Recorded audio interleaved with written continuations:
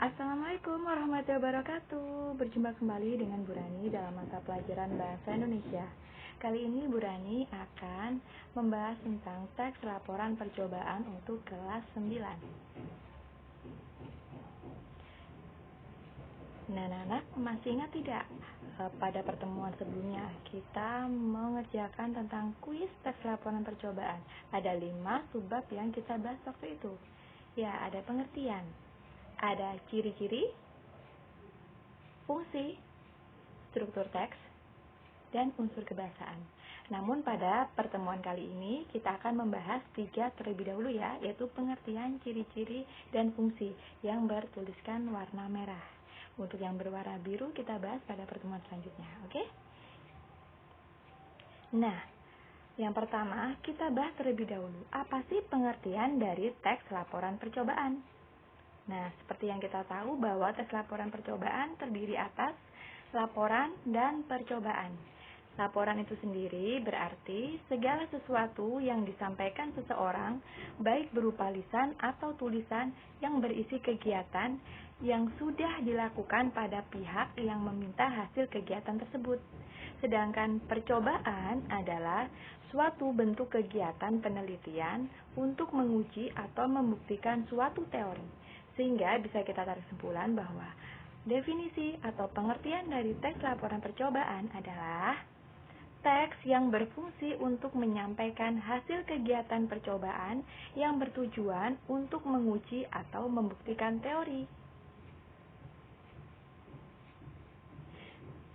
Berikutnya, kita akan membahas tentang ciri-ciri dari teks laporan percobaan. Ada apa aja? Oke, yang pertama adalah fakta. Fakta adalah sesuatu yang sudah pasti kebenarannya dan dapat dibuktikan. Maka, sudah seharusnya hasil yang disampaikan dalam teks laporan percobaan benar-benar sudah dilakukan atau dibuktikan sebelumnya. Yang kedua adalah objektif.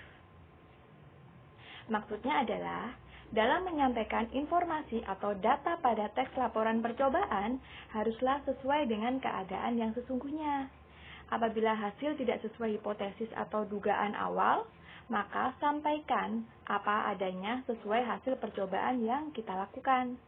Misalnya, kamu sedang menguji perbandingan vitamin C pada buah jeruk dan buah stroberi.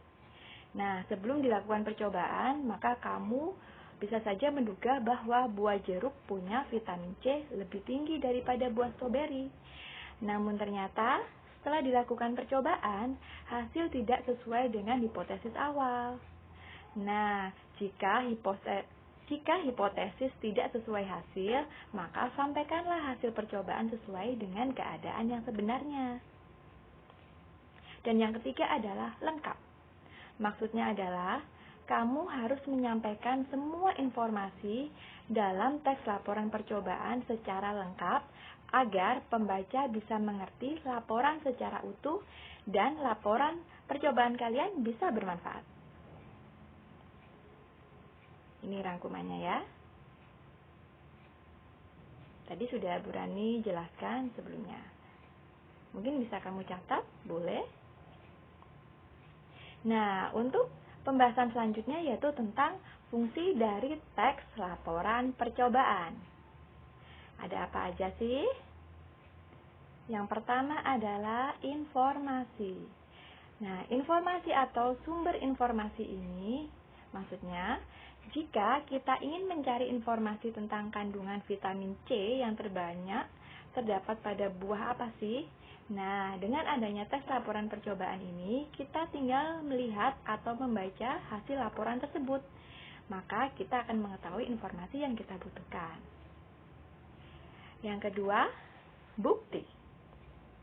Bukti di sini maksudnya adalah dengan menulis teks laporan percobaan, membuktikan bahwa kita memang benar-benar telah melakukan percobaan, baik itu untuk menguji atau membuktikan teori. Yang ketiga, dokumentasi. Jadi, jika sewaktu-waktu kita membutuhkan data hasil percobaan yang telah kita lakukan sebelumnya, kita bisa mendapatkannya dari teks laporan percobaan yang telah kita buat.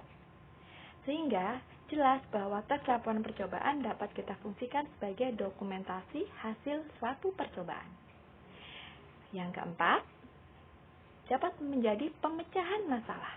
Maksudnya, jika kita ingin mengetahui sebuah produk makanan olahan mengandung zat-zat berbahaya atau tidak misalnya. Nah, melalui percobaan inilah kita bisa membuktikan kandungan apa saja yang terdapat dalam produk makanan olahan tersebut.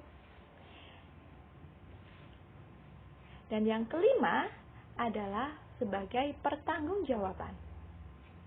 Seperti yang kita bahas pada pengertian laporan sebelumnya, bahwa laporan disusun jika ada orang yang memberikan tugas kepada kita sehingga kita wajib memberikan laporan sebagai bentuk pertanggungjawaban dari kita. Nah, dengan adanya teks laporan percobaan ini, orang yang menugaskan kita pun dapat dengan mudah mengecek hasil percobaan kita. Nah, anak-anak, itulah tadi pengertian, ciri-ciri, dan fungsi dari tes laporan percobaan. Nah, untuk pertemuan selanjutnya kita akan membahas tentang struktur teks laporan percobaan dan unsur kebahasaan dari tes laporan percobaan. Sampai di sini dulu perjumpaan kita pada pertemuan kali ini. Terima kasih dan sampai jumpa di pertemuan selanjutnya. Wassalamualaikum warahmatullahi wabarakatuh.